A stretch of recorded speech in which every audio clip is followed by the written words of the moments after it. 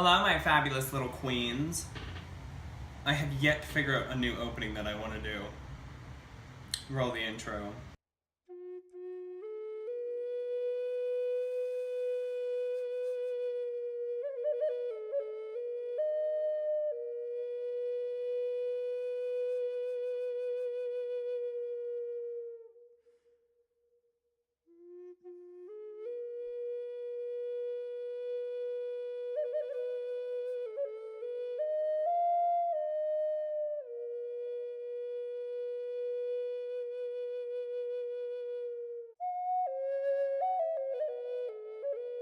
So today we're going to talk about bindings. Somebody in a Facebook group had told me, and this is going to be a short video. Somebody in a Facebook group told me that when you bind somebody, you're binding them to you, and why would you want to do that? Because I had expressed that, when somebody pisses me off, I will bind them in a jar, and I will banish them, and then I will throw them in the river so that their negativity and their energies can't impact me. Now, I have only done that a couple of times, getting emails. This isn't something I do all the time. Keep that in mind. However, the person had told me that, hey, you're doing it wrong. Why would you bind somebody to you? No.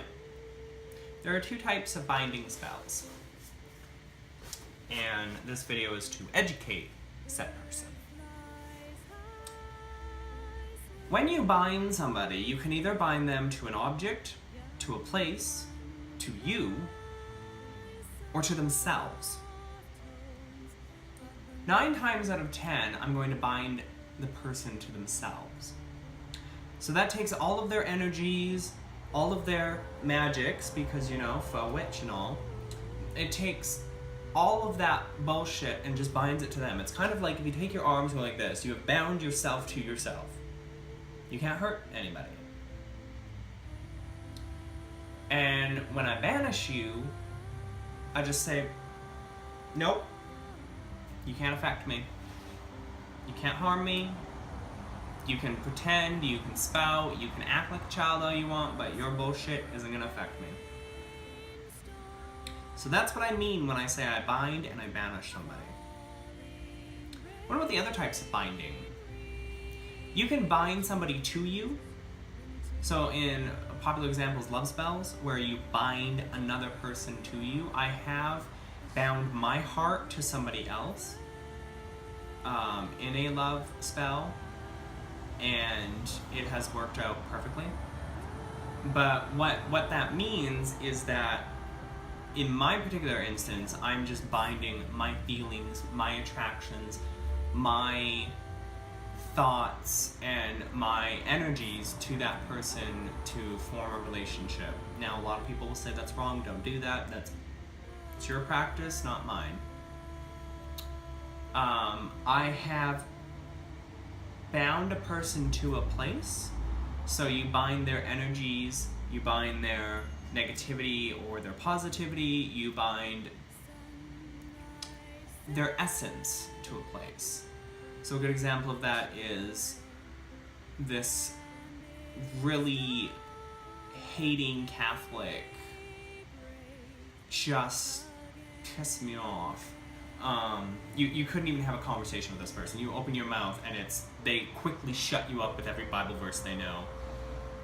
And so I bound them to their church. And what that means is that their Bible verses that they spew from their wicked tongue and their judgmental actions and so on and so forth are bound to that space, to that place, so that others may see them as the sinful person they are. Now, a lot of Wiccans are going to say, no, do not be doing this. Do not be suggesting new witches do this. Do not. To them I say, shut the fuck up. Shut the fuck up. Because everybody's practice is different. Mine is different, yours is different. Bob's is different. Lady Gravedancer's is different. Tequila and Lady Gravedancer are now two different people. Tequila's is different. They're the same person. Dustin's practice is different. Ember Honeyraven's practice is different. My cat's practice is different. I swear my cat is a witch. Everybody's practice is different. Now, I don't go around binding everybody all the time or casting binding love spells or this, that, or the other thing. Sometimes you'll bind objects or energies to other objects. So for example, maybe you've charged moon water and you want to bind that energy to, I don't know, a crystal. And you only have this much moon water and you have this big of a crystal. You could pour the moon water over the crystal, which transfers the energies. So that's another form of binding the energies, because you're binding the energies into that crystal. I bound the energies of a white candle and its protective essence into some oil that I have to strain and put into a jar today for some banishing oil, which is good for removing negativity from your space and using in banishing rituals. So that oil will last me forever. So that's what binding is. Binding, you can either bind somebody to you. Most times you're not. You can bind somebody to themselves, which is most of the case. So when I say I'm going to bind you, I'm binding you to yourself. Or you can bind them to a place or an object. And you're not really binding them per se so that they can't leave or they have no control. You're binding their energies. You're binding their negativity or their positivity or their love or their attractions.